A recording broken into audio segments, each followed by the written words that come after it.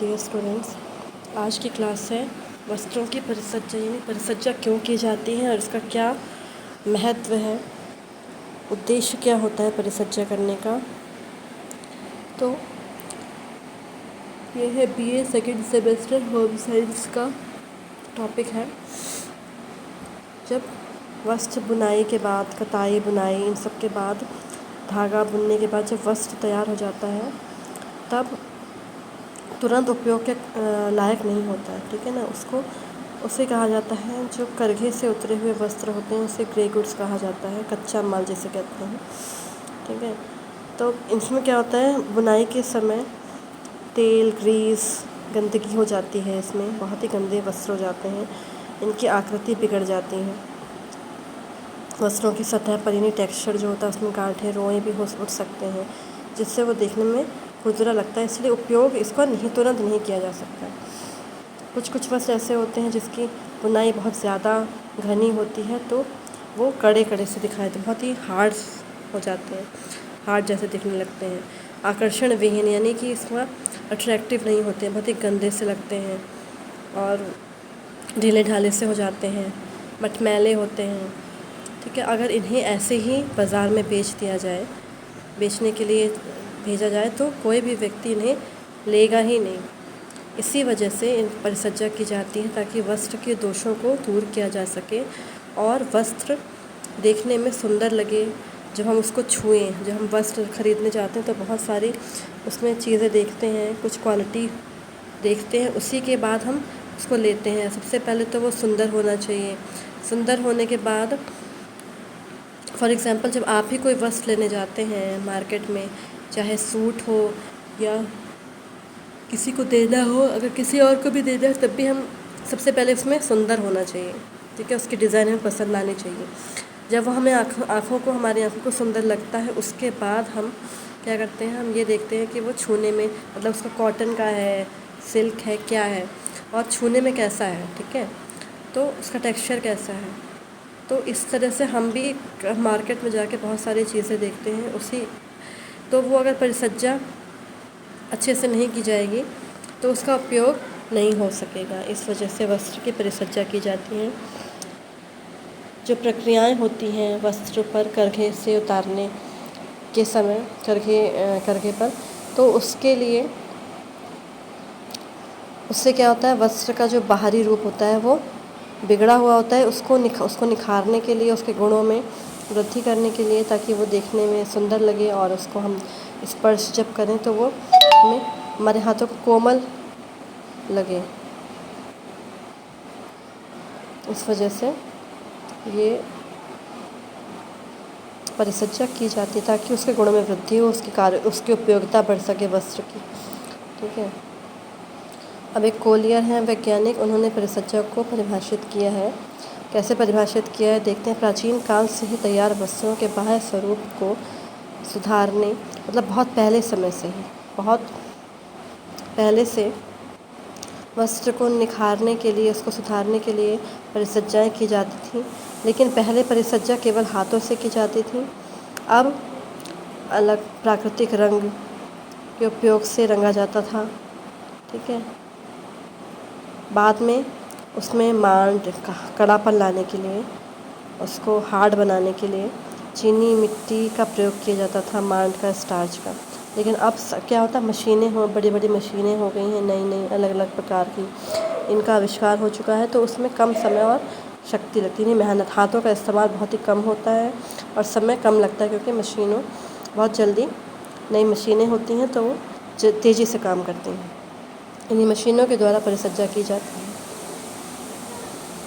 वस्त्र पर कई प्रकार की परिसज्जाएं की जाती हैं, जिनसे उनका जो रंग है, रूप है, वो निखर जाता है, उसमें ताजगी आती है। जैसे नील लगाना, कलश करना, ये इस्त्री करना, ये भी परिसज्जा का ही एक रूप होता है। अब उद्देश्य क्या होते हैं, क्यों की जाती है, ताकि वस्त्र का जो बाहरी स्वरूप है उसको आकर्षक बनाया जा सके, वस्त्रों में विभिन्नता लाई जा सके। अलग अलग प्रकार की परिसज्जा से वस्त्र क्या होते हैं, अलग अलग, मतलब उसमें क्या होता है, डिफरेंस हमें महसूस होता है। वस्त्र की उपयोगिता बढ़ाने के लिए ऐसा परिसज्जा की जाती है ताकि वस्त्र हमें ज़्यादा समय तक हमारे काम आ सके। वस्त्र की गुणात्मकता यानी गुणों में वृद्धि करने के लिए, और वस्त्र का जो रख रखाव यानी इसका केयर आराम से आसानी से हो सके। वस्त्रों का वज़न बढ़ाना, जैसे जो सिल्क है, रेशम है, उसमें वज़न बढ़ाने के लिए भी जो परिसज्जा होती है। ठीक है। अनुकरण बनाने के लिए, यानी कि हमें कोई वस्त्र, कोई ऐसा कपड़ा बहुत पसंद आ गया है जो हमारे जो स्तर है उसके हिसाब से नहीं, यानी कि हम उसको नहीं खरीद सकते, बहुत महंगा है, तो उसकी नकल बनाने के लिए भी परिसज्जा की जाती है। ठीक है। जैसे अगर कोई सूती वस्त्र है, उसको रेशमी वस्त्र, क्योंकि हर कोई नहीं पहन सकता है, रेशमी वस्त्र बहुत महंगे आते हैं, तो सूती वस्त्र को रेशमी वस्त्र की तरह बनाने के लिए मर्सराइजेशन एक परिसज्जा होती है, वो की जाती है ताकि सूती वस्त्र भी रेशमी वस्त्रों की तरह ही दिखाई दे। तो अनुकरण नकल करने के लिए जो हम एक वस्त्र, महंगा वस्त्र है, उसको थोड़ा कम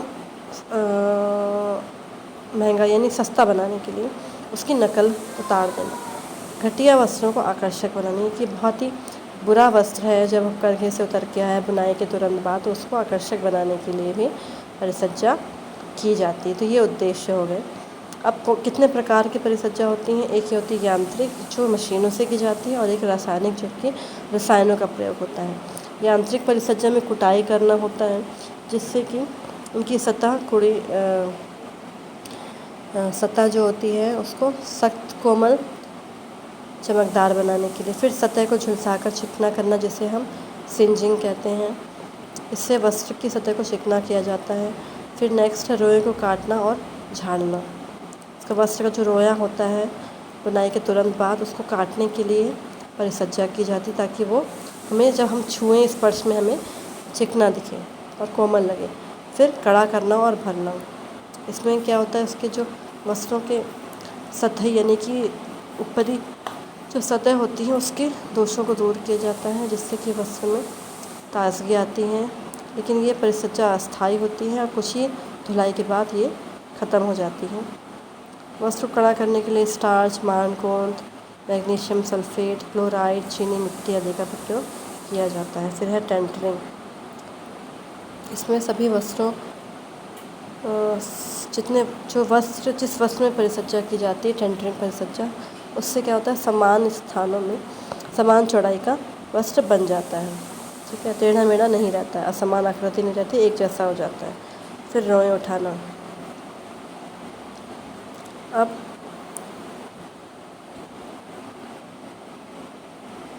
इस परिसज्जा, रोएं उठाना यानी कि वस्त्र के दोषों को सुधारने के लिए और कुछ उसकी बुराइयां छुपाने के लिए ये परिसज्जा की जाती है, जिससे कि वस्त्र के जो गुण होते हैं, छिपे हुए गुण होते हैं, वो में अपने आप ही बदल जाते हैं।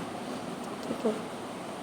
इससे कांटेदार रोलरों का प्रयोग किया जाता है, जिन कांटों में फंसकर जो असमान ऊंचाई के रोए होते हैं वो अपने आप उड़ जाते हैं, और जब रोए उड़ जाते हैं, एक बराबर आ जाते हैं, तो उनको समान लंबाई में काट दिया जाता है, जिससे कि वस्त्र रोएदार बन जाता है। इससे वस्त्र में कोमलता आती है और गर्माहट उन्हीं वस्त्रों पर ही किया जाता है।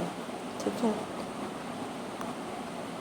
और जो सूती वस्त्र से फ्लैनेल वस्त्र बनाए जाते हैं, वो भी इसी परिसज्जा विधि द्वारा बनाए जाते हैं। फिर कैलेंडरिंग प्रक्रिया होती है, इस्त्री की प्रक्रिया, यानी कि बड़े पैमाने पर इस्त्री करने को कैलेंडरिंग कहा जाता है, जिससे कि वस्त्र हमें जो चमकदार दिखे, एक समान चिकने वस्त्र में कैलेंडरिंग परिसज्जा की जाती है ताकि उसमें चिकनापन आ सके, कोमलता, चिकनापन, चमकदार हो सके वस्त्र। ठीक है। तो ये था आपका यांत्रिक परिसज्जा। अब नेक्स्ट क्लास में बात करेंगे आपके रासायनिक परिसज्जा के बारे में। तो इस क्लास में इस टॉपिक पे अगर आपको कुछ क्लियर नहीं होता है, या अगर आपको ये PDF क्लियर नहीं है, धुंधला दिख रहा है, तो आप कमेंट बॉक्स में कर सकते हैं। अगर आपने मेरे चैनल को सब्सक्राइब नहीं किया तो प्लीज़ सब्सक्राइब, शेयर भी कीजिए।